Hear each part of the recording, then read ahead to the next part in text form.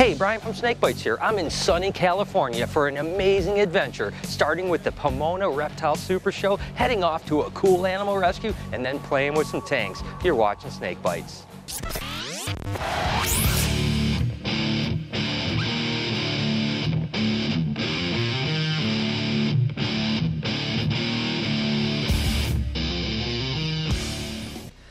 My journey to the West Coast started with a visit to the Pomona Reptile Super Show.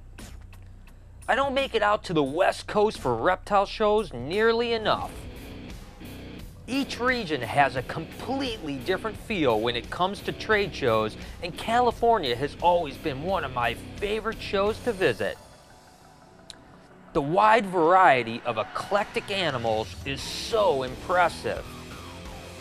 From monitor lizards and chameleons to some of the rarest snakes on the planet, the Pomona Super Show was an awesome weekend, and with over 10,000 people in attendance, it certainly would be considered a huge success. But I didn't come all this way just for a reptile show. There's plenty of adventure still to be had.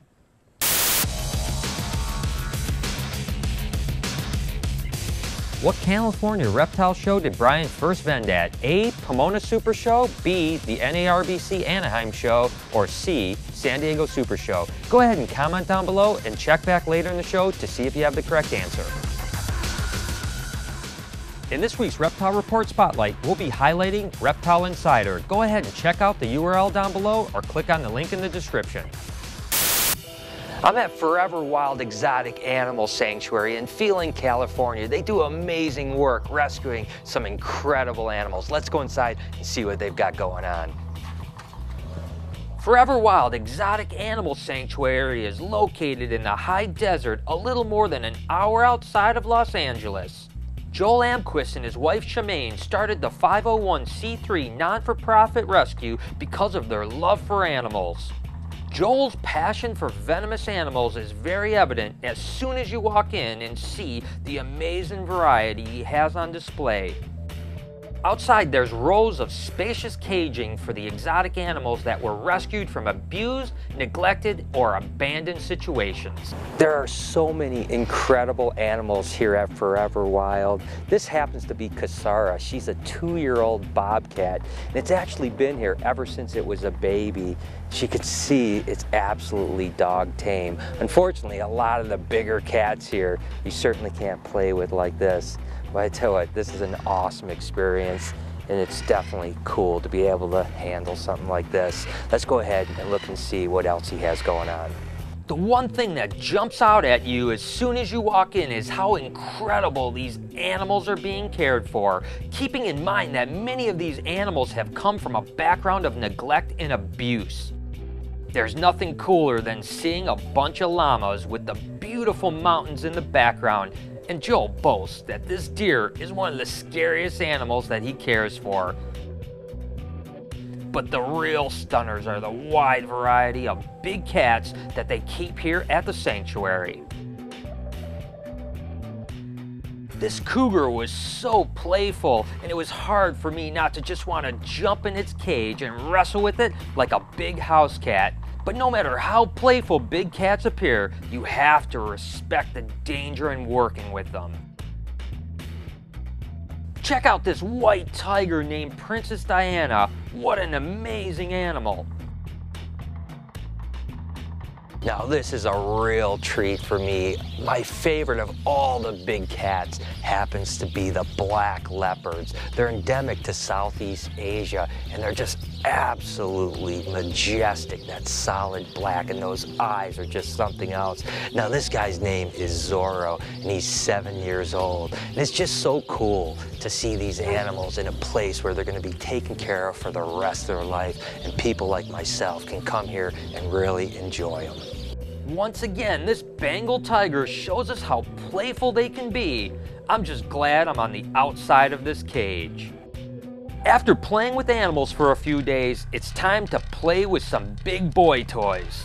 I'm at Fort Irwin, and as a little kid, I used to play with little toy tanks, never thinking that when I was an adult, I would get the opportunity to drive a real M1 tank. This is going to be an awesome time. I'm geared up and I'm ready to go.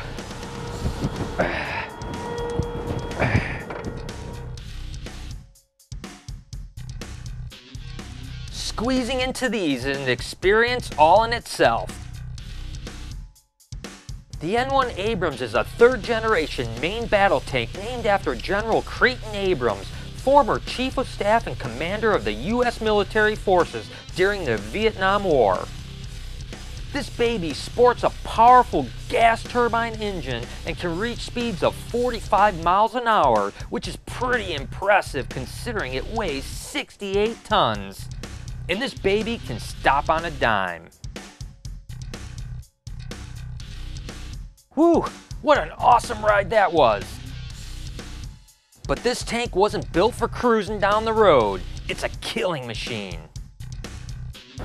What you're seeing right now is a TIS, or a thermal imaging system. So this Abrams tank can see people at night, target them, and I'm telling you what, I'm looking down the barrel of a really big gun right now. If I was out there and I was the enemy, I'd be in big trouble.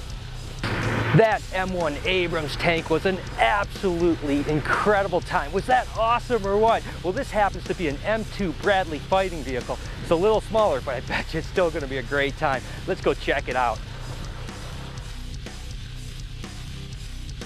While certainly smaller and less powerful than the M1 Abrams, the Bradleys are still an amazing machine and are designed to transport troops into battle.